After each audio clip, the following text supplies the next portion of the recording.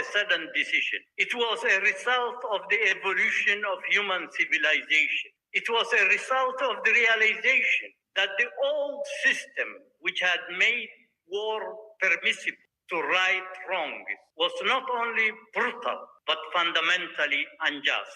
The international rule of law is therefore a recent human achievement. Liberia's permanent representative to the UN, Ambassador Louis Brown, said the UN Charter remains vital, urging uniform adherence to international law while warning that lasting peace requires justice without selectivity. The Charter's relevance has not diminished. What is at issue is fidelity to it.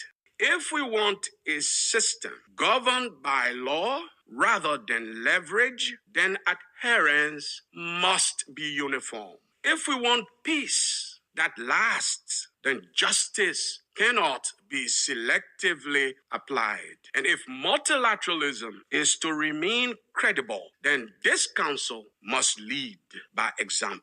This is why, for Liberia, the choice before us is not between law and politics. It is whether politics will continue to be guided by law, as we promise it will be, to ensure global justice, equality, security, and peace for all of mankind. Michael Mbewe, Channel Africa News, Johannesburg. Africa Update on Channel Africa. Uganda is easing some post-election restrictions, announcing the lifting of limits on social media access. But the move comes as pressure builds from the United States and the European Union, both raising concerns over how the elections were handled and the treatment of opposition figures. Michael Baleke has more. Uganda's military chief, General Muhoozi Kainerugaba, says social media restrictions put in place during the election period have now been lifted. A move officials says signals a return to normal life. But beyond Uganda's borders, criticism is growing. The European Union says it's concerned about human rights abuses, accusing security forces of using excessive force against opposition supporters and limiting political freedoms before and after the vote. In the United States, a Senate panel has condemned the elections and is calling for a review of sanctions against individuals linked to the alleged abuses. Lawmakers point to reports of arbitrary arrests, intimidation, and a heavy military presence during the campaign. Opposition leader Bobi Wine has accused the army of targeting him and his family. Those claims have been denied by the military chief, who says reports that soldiers assaulted Bobi Wine's wife are not true. The Uganda government maintains the elections were peaceful and credible, saying security measures were necessary to keep order. But with Western partners now openly questioning Uganda's democratic record, analysts warn of possible diplomatic and economic pressure ahead. For now, the lifting of social media restrictions offers some relief at home, even as international scrutiny continues. Michael Baleke, SABC News, Kampala. Meanwhile, Uganda's military chief, Muhoozi Kainerugaba, has denied allegations that soldiers assaulted Barbara Kyagulanyi, the wife of opposition leader Bobi Wine, during a raid on their home. Wine, who is in hiding, said officers held his wife at gunpoint, assaulted her and confiscated documents and electronics while searching for him. Barbara Kyagulanyi, speaking from hospital, describing being hit, choked and harassed by men in military uniform, and said she passed out from the ordeal. Wine said that the house remains surrounded and accused Kainerugaba of issuing threats against him following President Yoweri Museveni's disputed re-election. Kainerugaba posted online that his soldiers do not beat up women and claimed that they were only looking for Wine. 60 years of Channel Africa, your trusted voice, your African perspective into the future. Nkhanza zokhudza amuna ndi azimayi kapena kuti gender-based violence GBV zikuononga mioyo komanso kuphwasula midzi.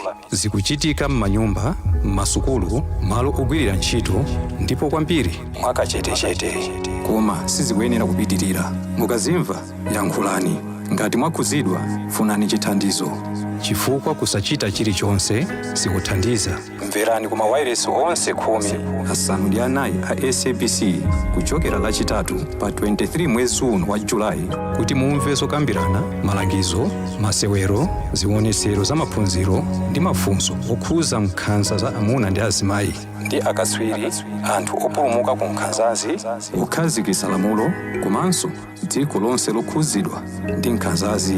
zonsezi pa wayilesi yomwe mumayikonda ya SABC. imbirani pa nambala 0800 428 428 kuti munene za nkhanzazi kapena kupeza chithandizo. Nkhanza zokhuza amuna ndi azimayi zimatha ndi inu. Uthenga ukufikani kuchokera ku SABC. Ahoy, matey! Captain here to help, right, boys? Set sail with us on a digital voyage like no other. Channel Africa has a treasure trove of awesomeness. That is our website and social media pages. Tell me, why are you here? We want you to be part of our adventure. The winds are changing, Captain. And this time... Imagine a world where curiosity knows no bounds, where entertainment meets enlightenment, and where every click leads to the African perspective. Visit us on our website, www.channelafrica.co.za, or follow us on Instagram or on X at Channel Africa One. Go on, like us on Facebook at Channel Africa One. So, spread the word. Tell a friend that Channel Africa's online variety is what they need on the web. Channel Africa, the African perspective. Africa Update with Lulu Gaboo on Channel Africa. It is 22 after 12 Central African time, and we're coming to you live from Johannesburg in South Africa. Egypt's parliament says it is exploring ways to regulate children's use of social media, citing growing concerns over online safety. Lawmakers say they are worried about issues such as cyberbullying, harmful content, and the impact of excessive screen time on young people. Proposals being discussed could include age limits, parental controls, and tougher obligations for social media companies. No specific legislation has been announced yet, and the consultations are ongoing. In December last year, Australia became the first country to implement a ban on children younger than 16. France's National Assembly has backed a bill to ban social media access for under 15s. The bill now needs to go to the upper house for approval. If passed, teens will not be able to use networks such as Snapchat, Instagram, and TikTok. Europe, Denmark, Greece, Spain, and Ireland are also considering following the Australian example. Earlier this month, the UK government launched a consultation on banning social media for under 16s. To discuss this further, we are joined on the line by Frank Tete, a lawyer based in Abuja, a human rights activist, development advocate, media personality, and social entrepreneur. Frank, good afternoon, and thank you for joining us on Africa Update. Good afternoon, and my pleasure, and I hope you can hear me from Abuja. Loud and clear, Frank. It's always a pleasure having you on. Now, do you welcome the Egyptian parliament's move to regulate children's use of social media? And what protections do you think are most urgently needed for children on the African continent? Oh, well, yes, I quite welcome this development, because we are witnessing a wave that is something that may just be a social epidemic if it is not controlled.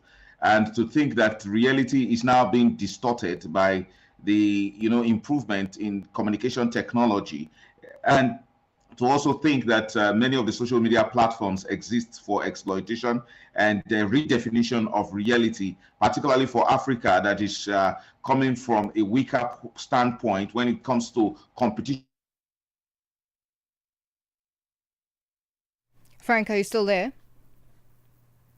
All right, we've lost that connection to Frank Tete, who's a lawyer based in Abuja, a human rights activist and development advocate, as well as a media personality and social entrepreneur. He was unpacking what the move that Egypt has made in terms of the parliament saying it is exploring ways to regulate children's use of social media, citing growing concerns over online safety. We've seen Australia being an example for a number of countries. Frank, I'm told you are back on the line. Are you there? Are you with us? Yes, very, very, very sorry about that. Okay, great. It happens all the time. So, Yes. as I was saying, there is a great need to protect the future of the African continent. And African, as it is, cannot stand the competition in terms of technology, communication technology, that is now overshadowed the world and distorting reality. Our children need to be equipped enough to be able to decide what is true, what is right, and what is correct. Unfortunately, we are at the struggling end. Therefore, it's important to protect our children. If we can have legislations that protect even adults from the abuse of substances like marijuana and other forms of psychedelic drugs, I think that with the emergence of a different kind of reality where with deep fakes and these technologies that redefine reality entirely, I think we need to protect the children indeed. Now, where do you see the risk of over-regulation or unintended consequences? Oh, yes, indeed. There could be. We need to be careful because we're already in a continent where several leaders have the propensity for repression and intolerance for free speech. But in this case, we need to limit it to the protection of young people who are unable to make informed decisions, people who do not have that sufficient maturity to protect themselves. The same reasons why we protect them from obscene publications, the same reasons why we need to protect children from exploitation in an age where we see these forms of vulnerabilities that children are exposed to, especially in terms of sexual exploitation and sex trafficking. It's important that we don't expose children unnecessarily to these explicit information that we find on social media platforms. Social media platforms are struggling seriously to put some form of content regulation to protect the young people. However, it's unable to do that. The entire social dilemma, it's a problem because we are struggling with a technology that guarantees free speech. But again, that kind of freedom that exposes our children to serious exploitation, and the continent might not just recover from it if our children have a different kind of reality in terms of work, in terms of life entirely. I'm talking about the perspectives that they have. If they are redefined by what they say on social media in contradistinction to what the values are in Africa, I think we have a big problem that is beyond that of this drug crisis.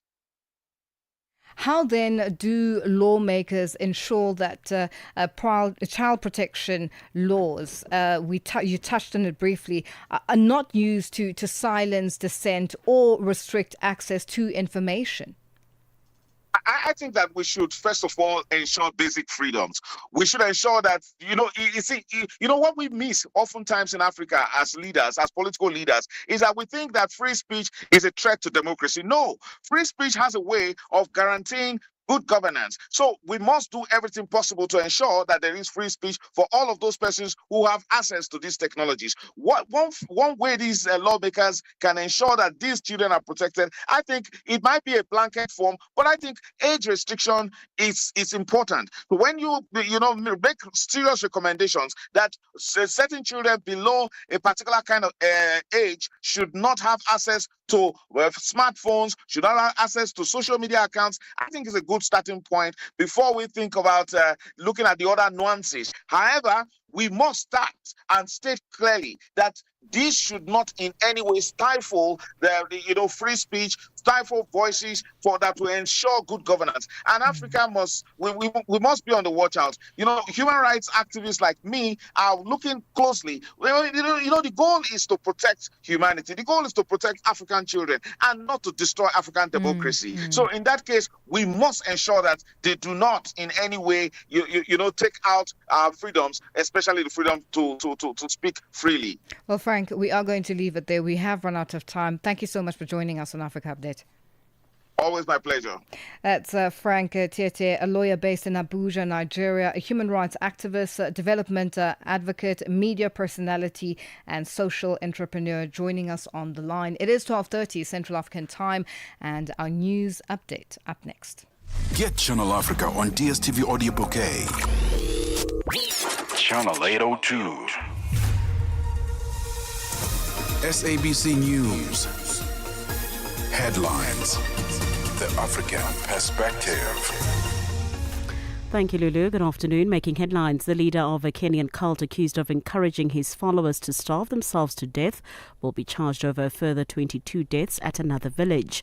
The National Council of Persons with Disabilities in South Africa says it has received an influx of complaints from parents struggling to secure placement for their children at special needs schools across the country.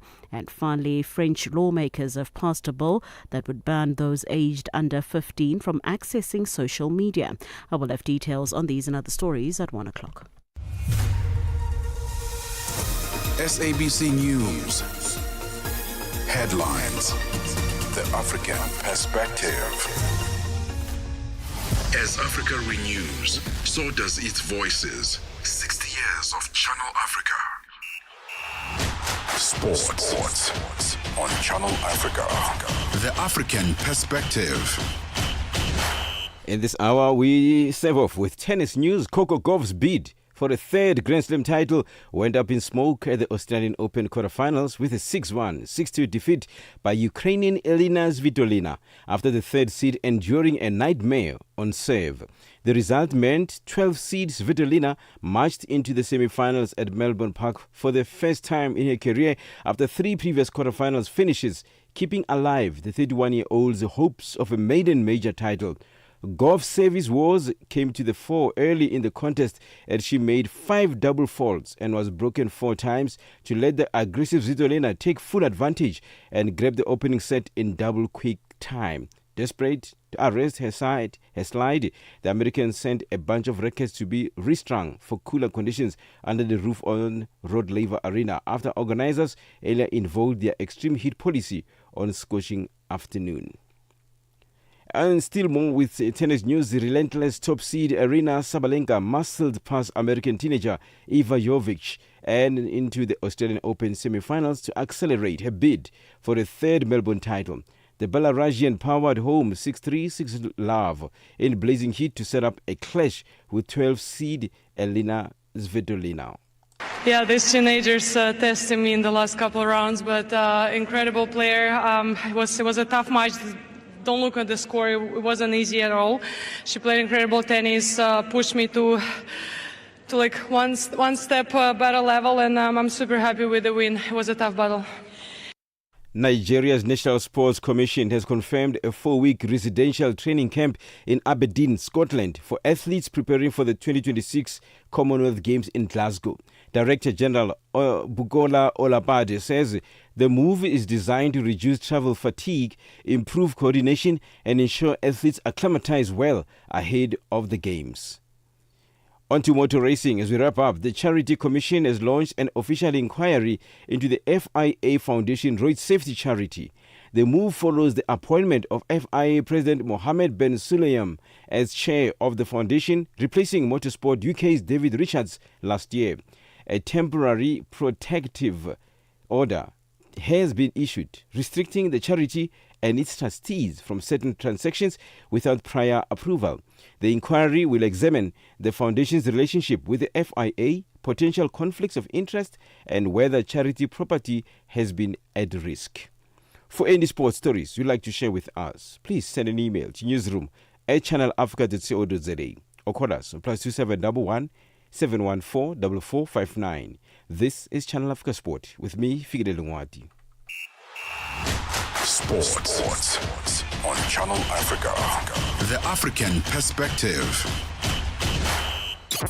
Mornings made better with Peter and Asanda on Rise and Shine, weekdays 6 till 9. Former politician and diplomat. He's the leader of the Democratic Alliance Party at one stage, and also served as South Africa's ambassador to Argentina, Uruguay and Paraguay. Ambassador Tony Leon, if you were party leader now and in the GNU, what would you be pushing for? I can speak with some direct experience because, as you might know, I was actually one of the negotiators of the GNU last year when it was formed. What I'd be pushing for is to hold the government or the president's feet to the fire on actually operationalizing the agreement that was implemented. Unfortunately, that agreement has been honored only in its breach. And I think, go back to basics and just say, okay, we're not going any further with this arrangement until we actually implement these steps. Mornings made better with Peter and Asanda on Rise and Shine. Business News on Channel Africa. The African Perspective. Good afternoon, I'm Notsipo Zuma. In your business news this hour, the South African rand edged up in early trade today, supported by stronger precious metal prices ahead of local central bank data expected to offer insight into the country's economic outlook. Now, earlier, the rand was trading at 16.01 per dollar, which is roughly up 0.2% on yesterday's close. Gold and other key precious metal exports, such as platinum, hit record highs yesterday, helping the rand break through 16 to the dollar for the first time since June 2022. Wits University in South Africa says a grant from the Oppenheimer Memorial Trust will go a long way in helping vulnerable students. The beneficiaries include postgraduate students and postdoctoral researchers that the U.S. funding cuts have affected. The university says having skilled and qualified health research students would in the future help to combat emerging pandemics. The trust has donated $436 million to the Faculty of Health Sciences. Wits University's Deputy Vice-Chancellor for Research and Innovation, Professor Lynn Morris. The loss of U.S. government research funding has been a real blow for WITS, especially for our early career researchers and postgraduate students, who relied not just on the funding itself, but on the whole research ecosystem that this funding supported. So we're deeply grateful to the Oppenheimer Memorial Trust. Their emergency support has made a meaningful difference. It's helping students finish their degrees and giving our postdoctoral fellows breathing space to apply for new grants. That matters because these are the very people who will help us tackle future health challenges, from emerging pandemic to drug-resistant infections and the growing burden of chronic diseases. The Palabora and Bapedi gates at South Africa's Kruger National Park have been reopened. Now, this after heavy rains caused floods which severely affected parts of the site in the Mpumalanga and Limpopo provinces. The tourism site has also announced that some of the shops at the camps are expected to be reopened soon. The Battler Bush camp will be reopened tomorrow and the Mobani Rest camp on Friday. Sunpark's spokesperson is JP Law. The Taba and Pafuri rest camps, including Pafuri border post, remain inaccessible, while Palabora Gate remains closed for day visitors. Sunpark strongly urges visitors not to remove barricades or attempt to access closed roads, as these measures are in place to ensure visitor safety and to allow for continued infrastructure assessments and recovery work. Shares of India's top car makers dropped as much as 5% after it was reported that New Delhi is set to slash tariffs on European car imports as part of a trade deal in what would be the most aggressive opening yet of a protected sector. Shares of Mahindra and Mahindra fell as much as 5.1% to their lowest since August 2025, leading losses on the Nifty Auto Index, which was down 2.2%. India plans to cut tariffs on European Union car imports to 40% from as high as 110% as the two sides near a free trade pact that could be sealed. Guyana's Finance Minister Ashni Singh says the country's economy is set to grow 16.2% in 2026, slowing from 19.3% in 2025, with the oil and gas sector continuing to drive expansion. Singh, the nation's annual budget says the oil sector is set to grow 17.9% this year, compared with 21% in 2025 and 57.7% in 2024, and is likely to produce an average of 840,000 barrels per day. Your financial indicators: $1 US in Nigeria is trading at 1,000 naira 420. In Botswana is 13 pula 45. Kenya, the dollar is trading at 128 shilling 42. And in Zambia, it's 19 kwacha 52. The BRICS countries: $1 in Brazil is trading at 5 real 29. Russia is 75 rubles 42. India is 91 rupees 64. China, it's 6 yuan 97, and in South Africa, $1 is trading at 16 rand 06. $1 is trading at 73 pence to the British pound and 85 to the euro. Looking at commodities, gold is trading at $5,081 and platinum at $2,684 per ounce. The price of Brent crude oil is at $65.39 a barrel. Now, for any business stories you would like to share with us, please send an email to newsroom@channelafrica.co.za or call us on +27 11 714 4459. For Channel Africa Business, I'm Nosipho Zuma. Business news on Channel Africa.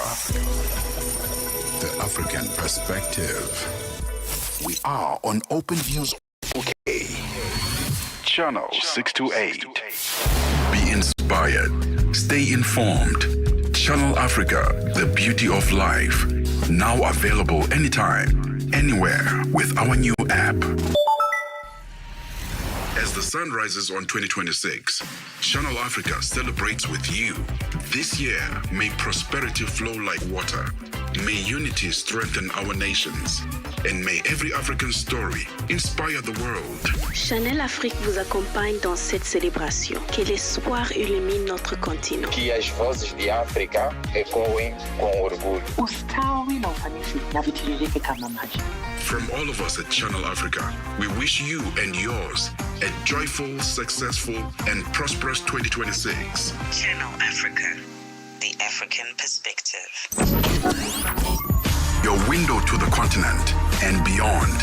Africa Update, only on Channel Africa. Channel Africa, the African perspective. It is 12:42 Central African time, and we're coming to you live from Johannesburg in South Africa. On hashtag Africa Update, Ask Egypt's parliament says it is exploring ways to regulate children's use of social media, citing growing concerns over online safety. Is this a step in the right direction for Africa? And should the rest of Africa follow the regulation of social media for children? Share your thoughts and your views on all our social media platforms. That's on X, Instagram, @Channel Africa 1, on Facebook, @Channel Africa. You can also send us your comments and voice notes on +27 83 288 6684. Hashtag Africa Update Us. Africa Update on Channel Africa. Join us in conversation on our social media platforms. That's on X, Instagram, @Channel Africa 1, on Facebook, @Channel Africa. You can also send us your comments and voice notes on +27 288 83 288 6684. It is 12:44 Central African time, and we're coming to you live from Johannesburg in South Africa. Africa Update with Lulu Gaboo, 12 to 1 p.m. Central African time.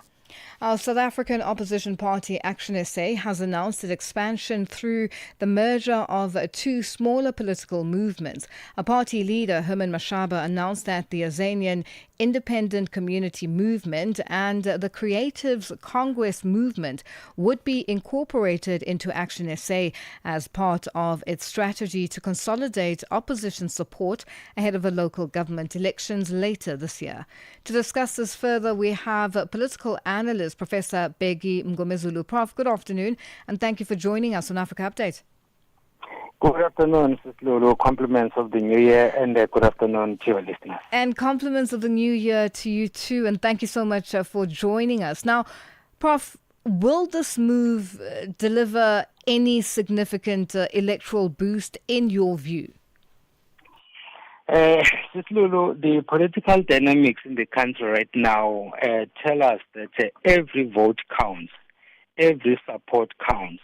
Even if you were to get 1 or 2 votes, that will definitely something to celebrate because there are too many political parties.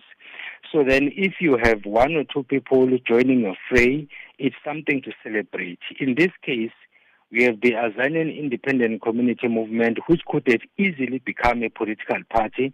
We have the Creative Congress movement, which also have created another political party. So by them agreeing to work with Action SA, then it means it's a boost to the to Action SA. No matter how many numbers they are bringing with them, the point is it is an addition to what the Action SA party already had. What is known about these movements? Honestly speaking, I don't know anything about them, except that they've been mobilizing outside of the political frame. Now that they are going to be formalized as one of the members of Action SA, then it means now they must relieve themselves of the tag of being movements and then adopt the tag of being a political party.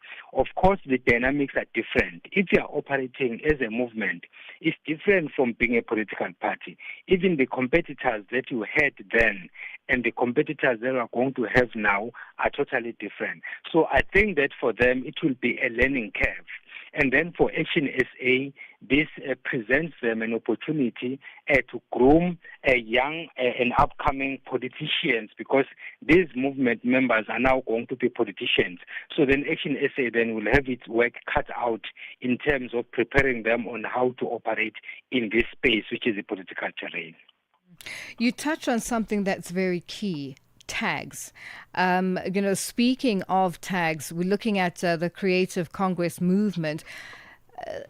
Their appeal, is it not sector specific, or will this work in Action SA's favor?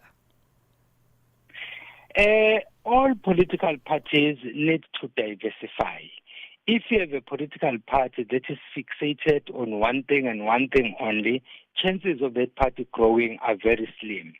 So then if you have a party that is dynamic, appealing to different constituencies, and then appealing to different age groups, then you stand a better chance of surviving. The fact that this Creative Congress movement seems to be specific in a particular area means that they are bringing that onto the table because Action SA has been operating since 2020 as a political party. And then chances are they now understand the rules of the game. And then if you have this addition, then the onus is on you as Action SA to make sure that you groom them correctly without necessarily asking them to relinquish everything that they stood for. In this case, their constituency. So I think that for me, it is not necessarily a loss to them, nor is it a loss to Action SA. Both of them are going to gain, albeit in different ways. Now, looking at Build One South Africa, that's BOSA, they've also merged with the Good Party and partnered with Rise Mzansi. The alliance will contest the 2026 local government elections under a new centrist banner, Unite for Change. What do you make of this? And are alliances the way to go for local government elections? I would say it's something that should be commended. My sister, I'll be honest with you. I'm one person who is averse to the idea that having too many political parties is a sign of a maturing democracy, particularly because we've proven beyond doubt that we are not capable to run coalition governments. A case in point is what is happening now with the 10 political parties that are currently running the country. You would have seen during the General Aid statement last year when President Ramaphosa said that as much as the ANC is running the country with 9 other parties, it is still in charge by virtue of the fact of having the president and the deputy president coming from the ANC and the majority of the cabinet ministers and their deputies coming from the ANC. That is not how you run a coalition. So given that context then, I would say that when parties merge and then, of course, find each other before an election, that is, for me, something that should be applauded, because I prefer a pre-election coalition than a post-election coalition which is dictated by the results of an election, because in that case, time is not on your side, and you end up bringing people together who read from different scripts. You saw this with the ANC and the DA, where the DA still thinks that it is the official opposition and the ANC thinks that it is still the governing party. So the problem is that they found themselves working together because the results in the 2024 general election dictated that no political party could run the country alone, and therefore they had to come together. But if you have what we are referring to right now, your BOSA, your Good Party, your Rise Mzansi coming together before an election, it means that they have ample time to prepare for the election and then try to find one another before they even go to canvass for the election, which makes things a bit easier than if we were to do it post-election. Prof, I can't speak to you and not just touch on the issue of the discovery of ballot papers that are believed to be linked to the ANC's party's Greater Johannesburg Regional Conference. You know, this was held in December 2025, and now we all saw the visuals on all the news channels to say these are the ballot papers, or allegedly these are the ballot papers that were used during that, Congress. Your take on this? It's a disgrace, it's a shame, it's an embarrassment. Because it means that all that people have been putting forth as allegations, now we have evidence to support that. If then you were able to discover these papers, the question is how many more are still out there? So those are the questions, which will then basically taint our electoral system and then taint our political parties. Because then people are going to say that even those who won, they might have won under dubious circumstances. And then when they assess their performance, they will say, what else can we expect? Because they stole the vote anyway. So then what can we expect from them? So I don't think that it's a move in the right direction. The country does not need that. But I'm glad that it came out in the open, and then people have a chance to scrutinize it before the local government election later this year and before the general election in 2029, because some of the issues that happened in 2024 are still troubling a lot of people across the country, especially given what happened when the system allegedly collapsed. And then we were told that the collapsing of the system did not in any way affect the election results. I'm not an expert on that. I cannot comment, but I have my suspicions. Prof, let's leave it there for today. Always a pleasure. Thank you for joining us on Africa Update. That's political analyst, Professor Begum Gumzulu, joining us on the line. Debukhole Kuleni of The Upside is here. Hello, how are you? Happy Tuesday. Happy Tuesday to you too, Lulu. Quickly, here's what's coming up on The Upside this afternoon. We've heard of the various, dieting trends around the world, detoxing this, detoxing that. We've been told bread is not good for you, but it's good for you. We've been told eggs are not good for you, but they're good for you. And now we are talking about detoxing. How many people believe that detoxing is the way forward. It cleanses the system, it resets certain things, gives you energy. We'll be debunking some of that because health experts are pushing back against this detoxing trend, saying it doesn't all give you all that results that you're hoping and thoughts that they should be giving you. So we'll be unpacking that this afternoon. Then we are joined on the line by an author who's written a book celebrating brown girls. It's titled Wonderfully Made. And then we have a conversation about an a festival that will be taking place later on this year. It's called the Trans-Africa International Film Festival. It is an event dedicated to fostering collaboration, capacity building for filmmakers, institutional strengthening, and empowering the next generation of storytellers. That's all coming up on the Upside. That's the Upside coming up from the top of the hour with Tebogo Lekuleni and Matseko Musito. Parlez-vous couramment le français? Êtes-vous passionné par la radio?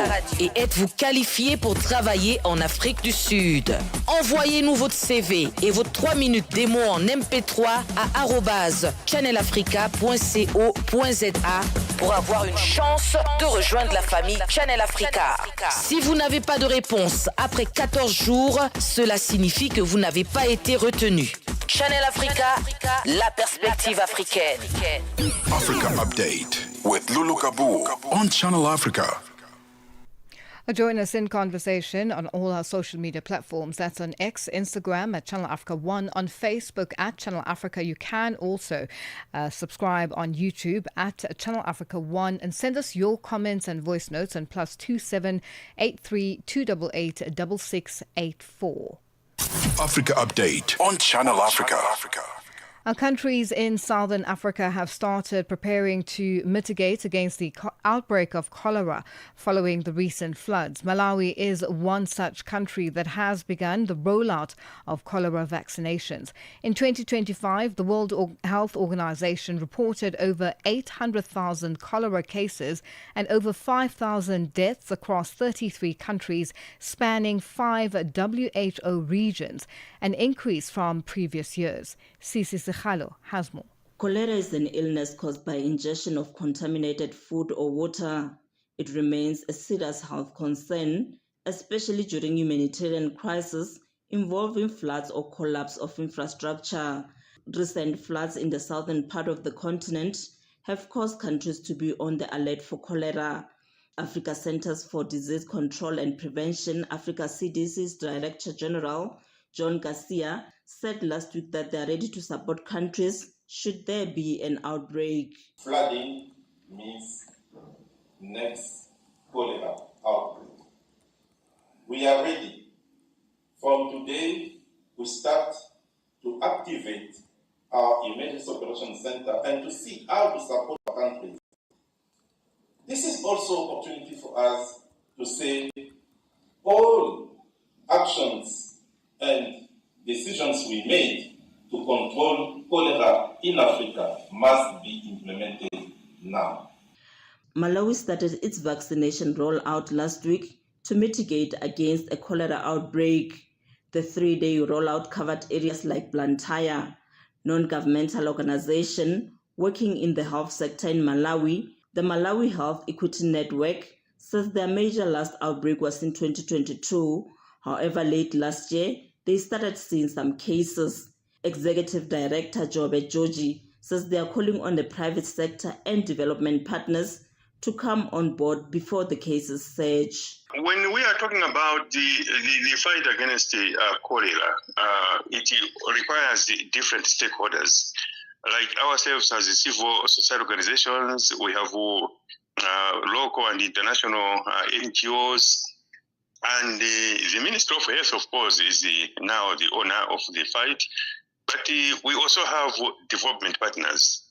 This is the time we need more development partners at the moment, because the cases have not reached serious levels, and we need more interventions, we need more awareness raising, which we think requires a lot of resources.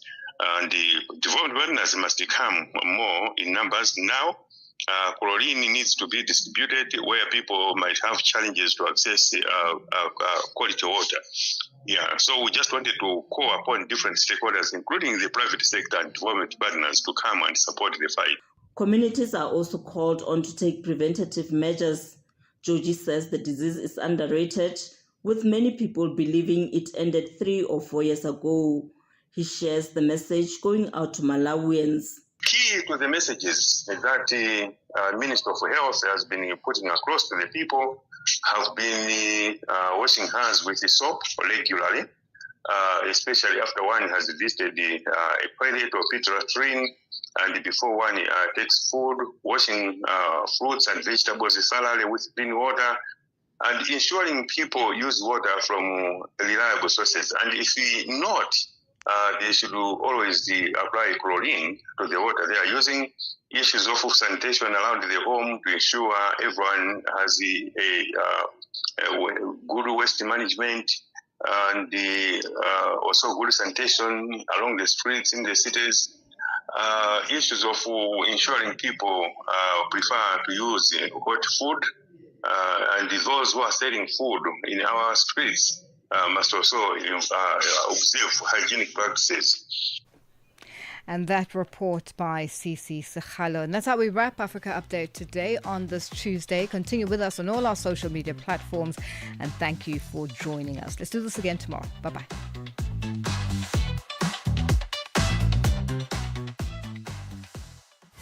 For 60 years, Channel Africa has connected the